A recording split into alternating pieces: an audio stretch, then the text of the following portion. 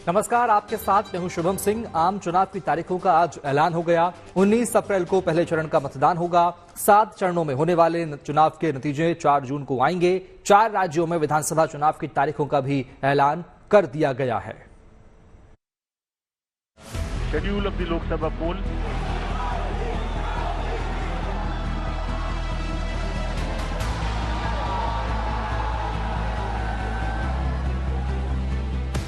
जिन तारीखों का इंतजार बेसब्री से किया जा रहा था, उनका ऐलान आज चुनाव आयोग ने कर दिया।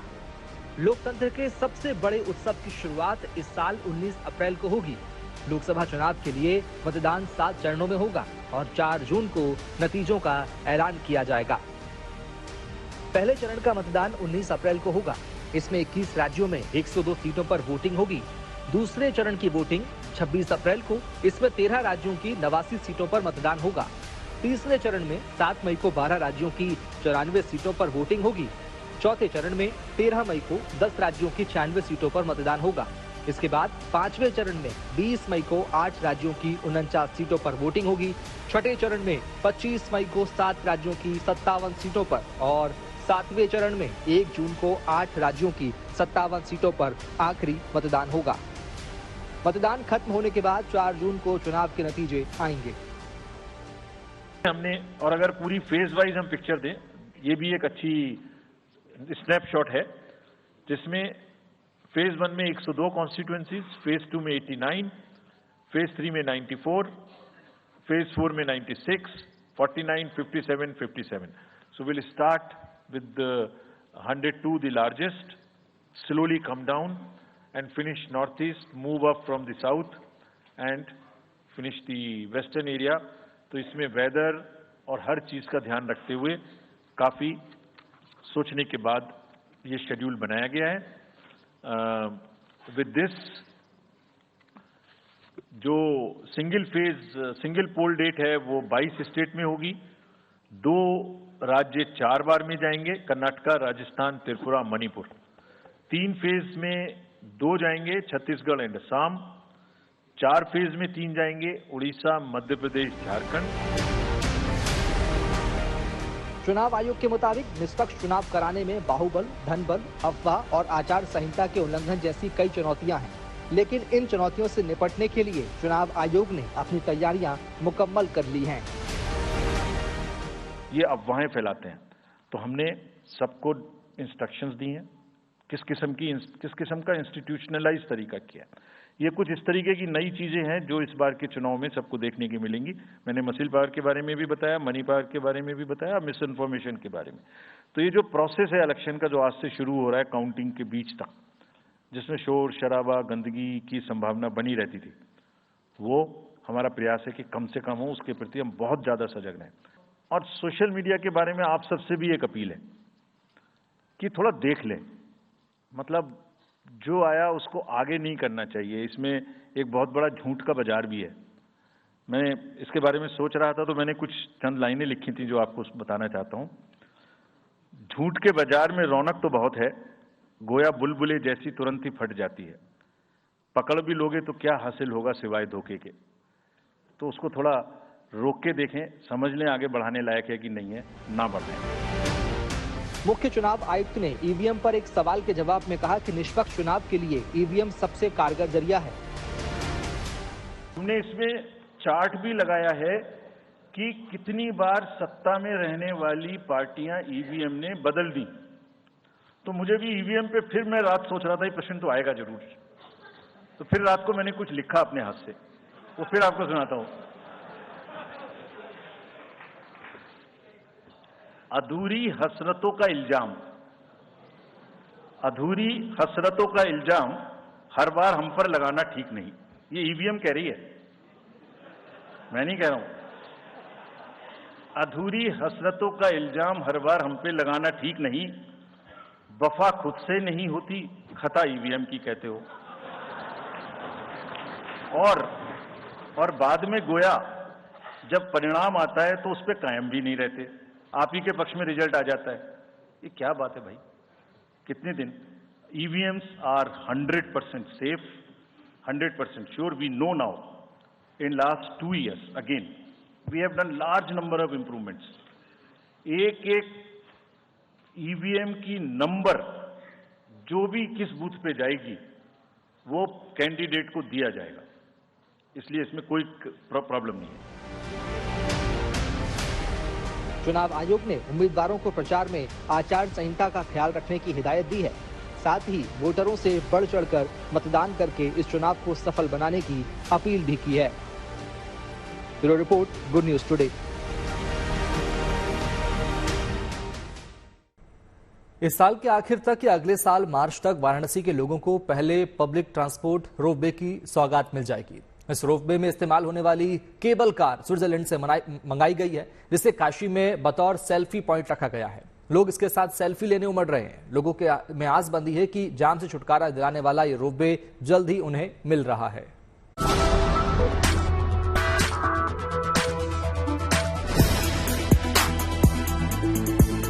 ये स्विट्जरलैंड से मंगाई गई वो केबल कार है जो काशी के पहले पब्लिक ट्रांसपोर्ट रोपवे में इस्तेमाल होगी। काशी के लोग इसे देख उत्साहित हैं। इसके साथ सेल्फी लेने के लिए लोग बड़ी संख्या में उमड़ रहे हैं। इसे दशाश्वमेध प्लाजा के मैदान में रखा गया है और इसे बतौर सेल्फी पॉइंट लोगों को देखने के लिए खोल दिया गया है। देश के पहले पब्लिक रोपवे ट्रांसपोर्ट सिस्टम की शुरुआत अब जल्द प्रधानमंत्री नरेंद्र मोदी के संसदीय क्षेत्र वाराणसी में होने वाली है और इस बात का अंदाजा इसी बात से लगाया जा सकता है कि जो केबल कार है उसको बाकायदे इस वाराणसी के दशाश्वमेध भवन के बाहर एक डेमोन्स्ट्रेशन के लिए रखा गया है सेल्फी पॉइंट पे, और तमाम लोग यहाँ पर आके सेल्फी ले रहे हैं। और अपने आप में जो केबल कार है, गंडोला है, ये खास है क्योंकि ये लोगों को जाम से मुक्ति दिलाएगा, उनके समय में बचत करेगा और अपने आप में ये बहुत ही आधुनिक है। लोग काशीवासी इसको लेके काफी उत्साहित है। इस खूबसूरत केबल कार के साथ लोग अलग अलग एंगल से सेल्फी ले रहे हैं। रोपवे के बन जाने के बाद लोगों को जाम से छुटकारा मिल जाएगा। बहुत ज्यादा रश होता है यहाँ पे, तो अगर मान लीजिए रोपवे के थ्रू लोग अगर आते हैं तो कुछ जो है रश कम होगा और अगर इसको मतलब इसको और अगर भविष्य में बढ़ाया जाए तो और अच्छा रहेगा। केबल कार के सेल्फी पॉइंट के उद्घाटन के लिए वाराणसी के मेयर भी मौजूद थे। ये एक प्रतीक बनाया गया है सेल्फी पॉइंट। जो भी हमारे यात्री आ रहे हैं वो खड़े होकर सेल्फी लेंगे। अभी 5 पॉइंट निर्धारित हो चुके हैं, 8 जगह लगने वाला है, 5 जगह पर लग गया है।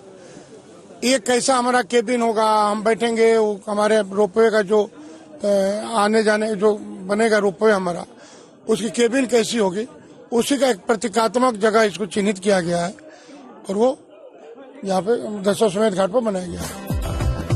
काशी का पहला पब्लिक ट्रांसपोर्ट रोपवे, इसकी लागत लगभग 644 करोड़ रुपए से भी ज्यादा है।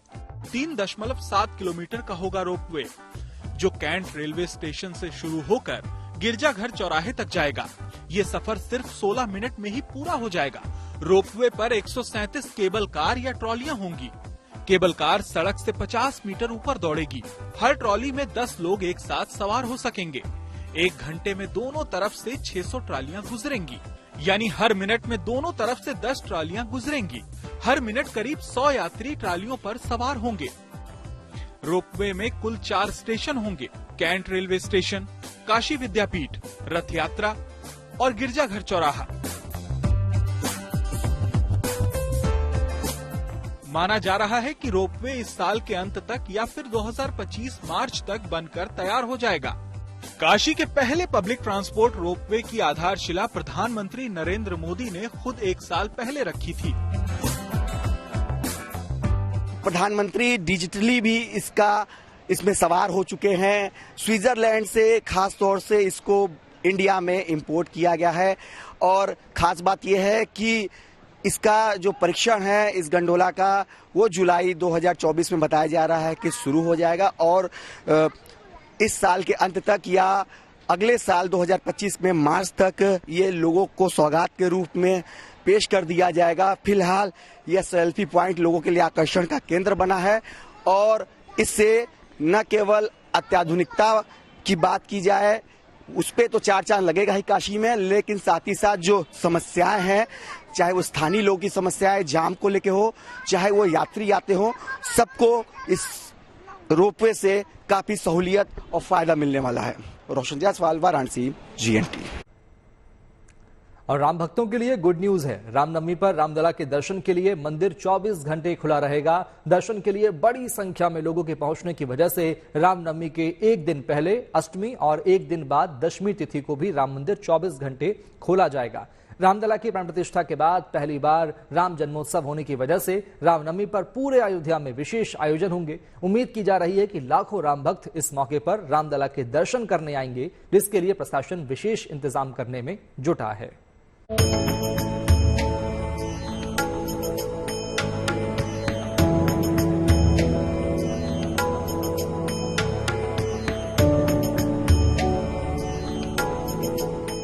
अयोध्या में रामलला की प्राण प्रतिष्ठा के बाद से यहां हर दिन बड़ी संख्या में राम भक्त रामलला के दर्शन के लिए उमड़ते हैं। 17 अप्रैल को रामनवमी के दिन भी राम भक्त अपने आराध्य के दर्शन के लिए बड़ी संख्या में अयोध्या में जुटेंगे। रामनवमी पर रामलला के दर्शन के लिए मंदिर 24 घंटे खुला रहेगा। यूपी के सीएम योगी आदित्यनाथ ने रामनवमी पर राम मंदिर को दर्शन के लिए 24 घंटे खोलने के निर्देश दिए हैं। दर्शन के लिए बड़ी संख्या में लोगों के पहुंचने की वजह से रामनवमी के एक दिन पहले अष्टमी और एक दिन बाद दशमी तिथि को भी राम मंदिर 24 घंटे खोला जाएगा, कि ज्यादा से ज्यादा श्रद्धालु दर्शन कर पाए और एक स्मूथ व्यवस्था बनी रहे। बड़ी संख्या में भक्तों के आने की उम्मीद को देखते हुए क्राउड मैनेजमेंट के लिए खास प्लान तैयार किया जा रहा है, ताकि राम भक्तों को कोई दिक्कत न हो और व्यवस्था ठीक रहे। इतनी सुलभ और बेहतरीन व्यवस्था की गई है कि आप देख रही हो, किसी भी जो भी वहाँ श्रद्धालु जा रहे हैं, किसी को कोई असुविधा होने की आपको शिकायत नहीं मिली होगी। आराम से 20 मिनट में 25 मिनट में दर्शन करके लोग आसानी चले जा रहे हैं। नवमी के 3 दिनों में 24 घंटे दर्शन की व्यवस्था भी वहाँ के ट्रस्ट के द्वारा घोषित कर दी गई है। और मैं समझता हूँ कि किसी भी आने वाले श्रद्धालु को किसी प्रकार की कोई कष्ट तकलीफ नहीं होगी। क्लाउड मैनेजमेंट के लिए सारी व्यवस्था चाक चौबंद रहेंगी।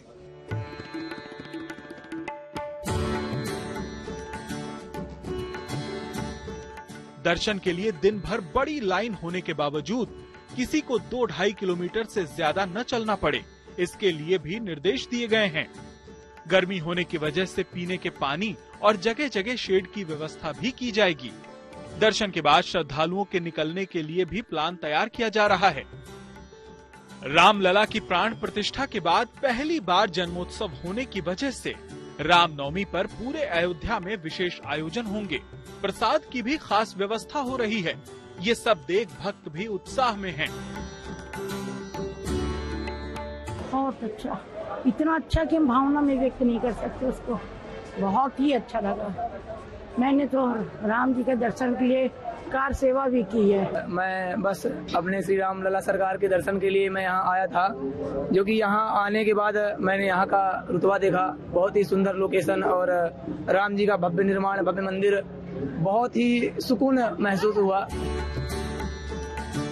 22 जनवरी को राम मंदिर लोकार्पण के बाद अब तक 1 करोड़ से ज्यादा लोग रामलला के दर्शन कर चुके हैं।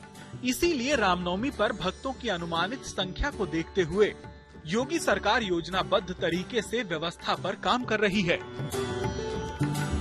लखनऊ से शिल्पी सेन के साथ bureau report, good news today.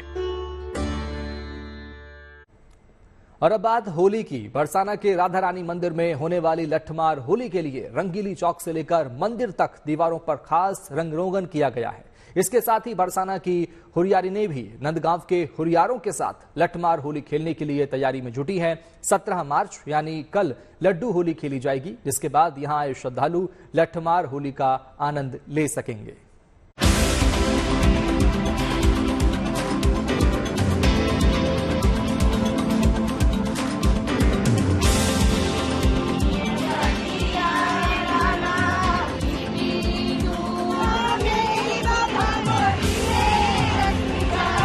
Bridge में होली की शुरुआत हो चुकी है।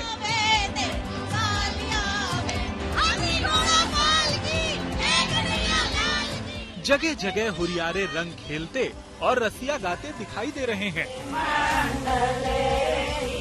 बरसाने की विश्व प्रसिद्ध लठमार होली के लिए राधा रानी मंदिर में जोरों पर तैयारियां चल रही हैं।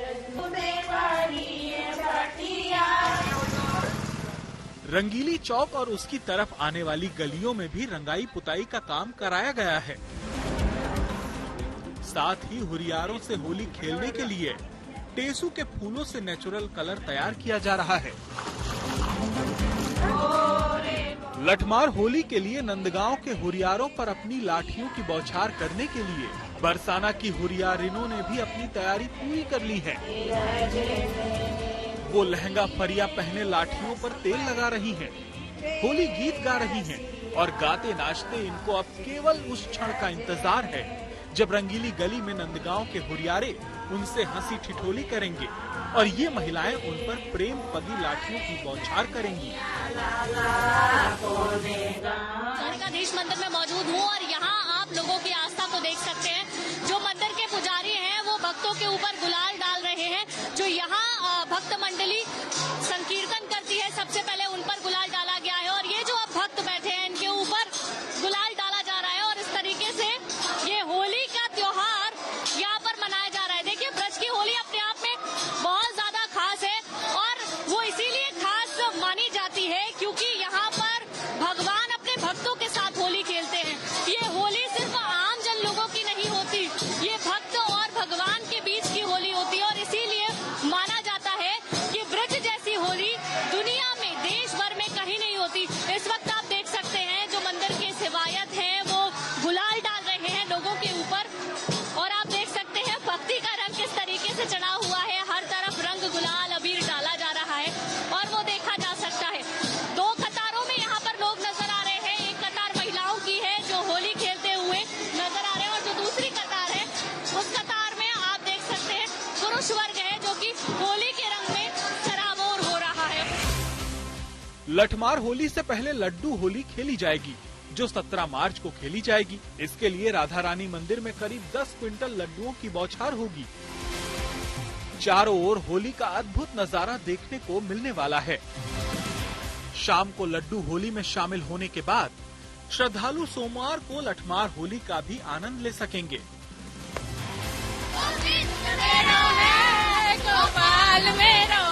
इस होली का आनंद लेने देश भर से श्रद्धालु अभी से यहाँ डेरा डाल चुके हैं। बरसाना की लठमार होली देश की ही नहीं बल्कि विदेशों में भी लोकप्रिय है